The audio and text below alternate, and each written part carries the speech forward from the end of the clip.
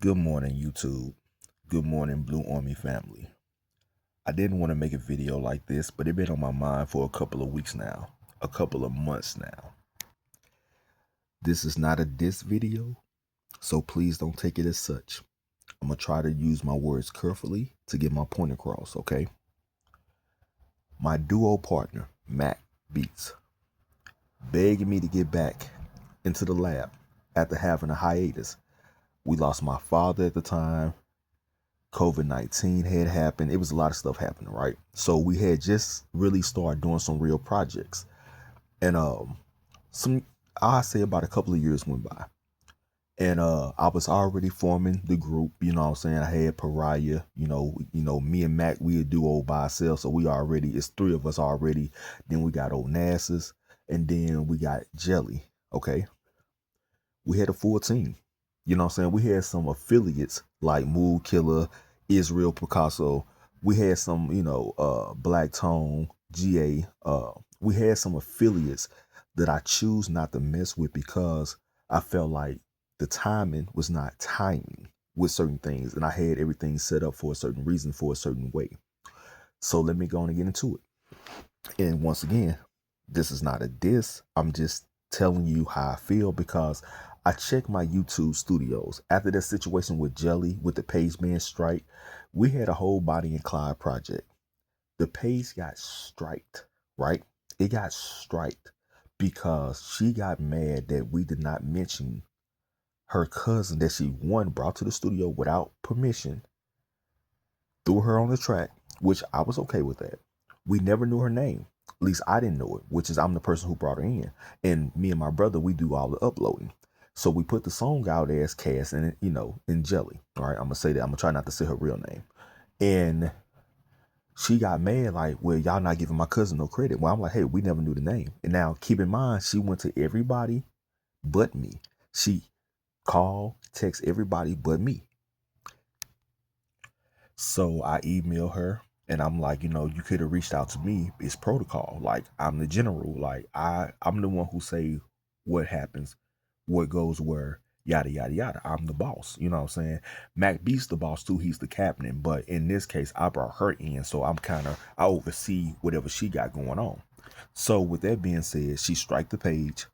We had to take that whole project down, which pissed me off because I felt like we had a good storyline and it ended perfectly. Like, sometimes when you do TV shows or when people do a mixtape or an album, they don't know how to do an intro and an outro. They don't know how to end it and land it. And we did perfect. We executed that project and had thousands of views, right? She strike the page, which hurt us. You know what I'm saying? Now I had built this page to brand the name because I ended up buying the name. I actually branded Blue Army. And this is the logo. This is one of the logos. I'm not going to expose the other logo. That's another $1,000 I got to pay in paperwork and all this stuff. But this is one of the logos for Blue Army, right? So that was that. And that's just a little history background before I get into what I'm about to say. Now, what I really want to say is this. So my partner, Mac Beats, wanted me to get back in the lab. This after, COVID-19, the hiatus, you know what I'm saying? A lot of stuff that happened. We did some projects at Onassis old studio, and then he had to transition and it was a whole yada yada. And I'm like, bro, I'm done with this music shit. I can care less about this. It's a wrap. It's done, right? This page was built on music.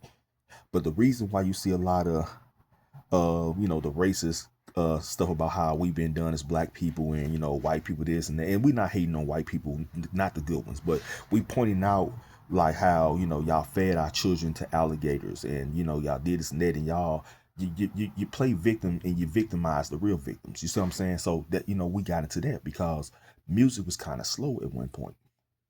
So I'm kind of like, I'm losing passion, I'm losing interest. You understand what I'm saying? So I check my YouTube studio. I check to see, my subscribers, to see, if do I have any strikes? Is they trying to do this and do that? I'm checking in because now it's a business. It's a brand now. It's legit. It's not just a mixtape series no more. We have clothes. This is one of my clothes up. I did some shorts. You see how it's made. We got our own clothing line. You know what I'm saying? It's a whole shebang bang, long story short. So, and I told Mac, I said, look, bro, I don't want to get in the studio going hard. See, when I go hard, I get passionate. I put money behind stuff. I go hard. We got in the studio. The first project was Unfinished Business from the Blue Army. The second project was called Blue Army. The third installment, I want to say Over the Moon, Biggie Pariah, which is he was Vibe Nation, but he's still a member of Blue Army, so it's part of that Blue Army world, that universe. And I want to say it was Over the Moon. Retaliation. No, I think Over the Moon came first. So Over the Moon and then Retaliation. It supposed to have been a duo project with me and Mac, but it's really him. I'm like 5% on the project because I just wasn't feeling it. We was kind of crashing about certain things with that project. And so he always give me my credit and say it's a duo. But personally, it was really more him. Um, and we had a little bumping heads with that. Not a falling out, but a bumping heads about how long he took to get the project out. He literally took 3 months, which was a whole summer before we even got to the Jelly and Cass, the Bonnie and Clyde project. And we fussed about that. I'm like, bro, like you gotta come on, man. Like we got a little fan base. We had about like 12 sincere fans that was in the comments. People from Tennessee, somebody from California, I think like two people from Germany, maybe one person from Atlanta. Like I was talking to these people, seeing where they was from. And some fans are better than no fans, right? And I'm trying to tell him, like, I don't know if you guys really looking at the page, bro. We got people that's messing with us. We some local nobodies. We're not big time. We're trying to make a name for ourselves, okay? So I don't even have 100 subscribers to this page yet. Like, we are nobody. And keep in mind, we had another page that had more, but people was acting funny over there, so that's why we had to rebuild, rebrand, actually take money and say we just gonna bet on ourselves. So that was that. And me and Mac, we kind of crashed about that. He like, well, you fussing about me taking too long ain't gonna make me move no faster. Okay, that's cool. That's your ego. You can be like that. But at the same time, we losing fan base. We losing the people. You can't take forever. Just like with the YouTube. One thing I have learned by being a YouTuber is if you're not being consistent, you start to lose your subscribers. People start not to entertain, or even if they stay on there as subscribers, like they might be subscribed, but they not, they skip past the video, so you don't get that view. They don't leave a comment. They don't hit the like button. You're missing out on being monetized and seeing some money and things like that. And my crew don't seem to understand the business side of how they work. Now they just call me the pimp and the gangster because that's what I am, or what I was, so to speak. And so they thinking I don't have no knowledge of how business work. No, it's not that I don't have knowledge, bro. I'm a good businessman. Like, I'm a boss in all my rights. I just have a certain type of swagger. And I think sometimes they think I don't know corporate, which all I do is corporate all day long. So I say all that to say that I'm noticing that I had lost about 2 subscribers. I thought it was just one. I went back and checked it out. It's 2 subscribers I lost this morning. And I'm just like, damn, bro, we losing.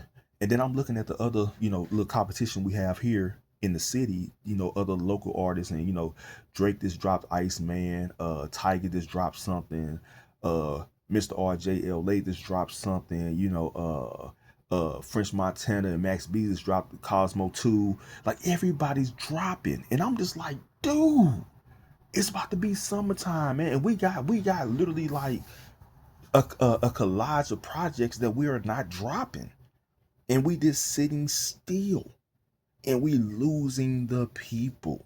And I don't want to lose you guys. I don't want to lose the people. And me being the boss that I am, I'm like, come on, man, we need to drop something. Come on, man. I've been trying to tell people, man, the video coming. Come on, man. Woo, woo, woo. And I don't know what's going on. You know what I'm saying? Like, I don't know. And that's why I'm kind of like, I'm about done with this music shit, because I need to build a new team, get some nerdy people that's really computer savvy, because I'm not tech savvy at all.